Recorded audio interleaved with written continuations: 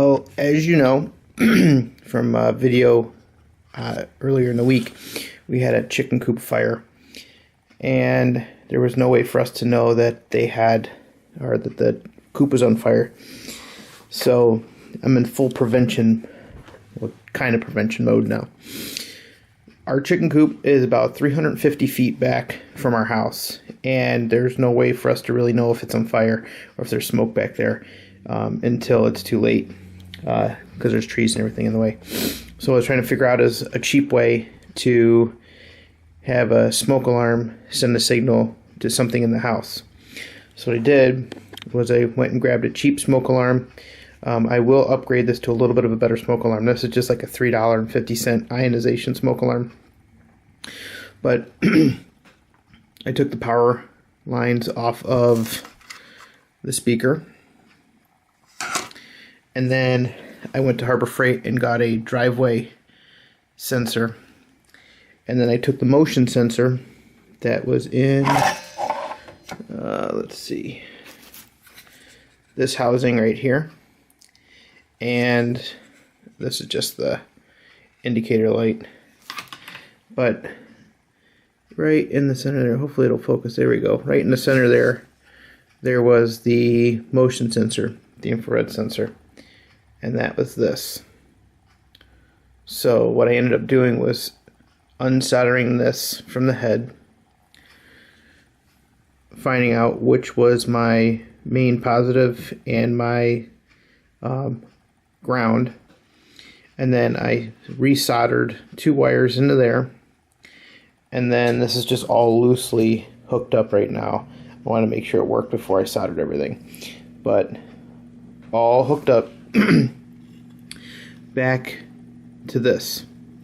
So what it does is when the smoke alarm goes off, it'll send the signal to the speaker, and then the speaker is essentially acting as the set off, or the infrared motion sensor, and then that's sending a signal to here, which thus is now sending a signal to the sound receiver. Sorry for the messy table. We've been working on some stuff and moving some stuff around.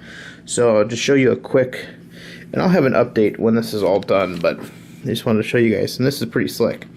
So this right here is the lever to test it, you know, with the button. I don't have the button, but you know that little plastic button that's always on the front. But hold it down for just a second,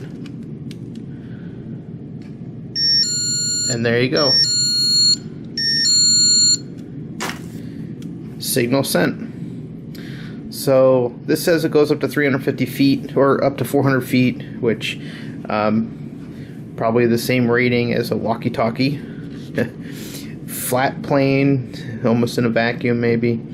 But I've done some stuff with some antennas to be able to get it further out there. So what I'm going to do is I'm going to extend the receiver antenna on this and try to run a wire out of it and go from there. And I might even take this speaker out and wire it in with the actual fire alarm speaker here.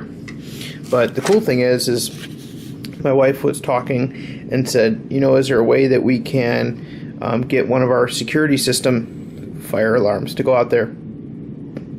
The problem is no, because the signal doesn't travel as far. It's a 3G signal, but it needs to communicate. Each individual sensor does not go on 3G. It's just the main unit and the keypad. But anyways, so I got to thinking, and I was like, well, you know, I can run a cord out there, you know, and have a hard line, but then that's running another 120 volt line out there. That's not what I want to do. I want everything to be completely wireless. And so I was just doing a little bit of tinkering, and I did not see any of this stuff on YouTube. I came up with this on myself. I'm sure someone else probably did the same thing, but this is all my idea. And so by doing this, I can build a few of these, and this probably took me only an hour to do, and that was with trying to figure out, you know, what leads were where and everything.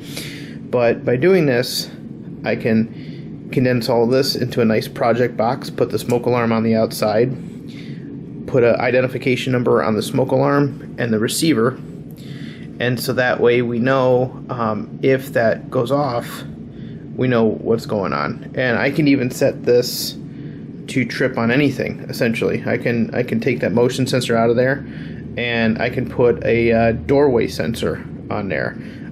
Anything I need to put on there, I can put on there essentially, which would be nice. And then it's nice, white, big, and I can label it exactly what it is. The only problem is you got to make sure that there's different tones and everything. So I'll put the fire alarm on the high setting here, but I'll put it on the high setting so that way we'll know the difference. But I think this will work pretty good. But I'm pretty excited, so I have to, go get a project box. And my budget for this was $50, and right now I'm at $22. So if I go get a project box, that'll put me at about $32, $33. Or if I can just get a container or a Tupperware container that'll fit everything nice and neat, that might work as well. So, well, I hope you enjoyed this video. I'll give you an update in the next day or two when this is finished. And don't forget to thumbs up and watch all the rest of my videos. Take care.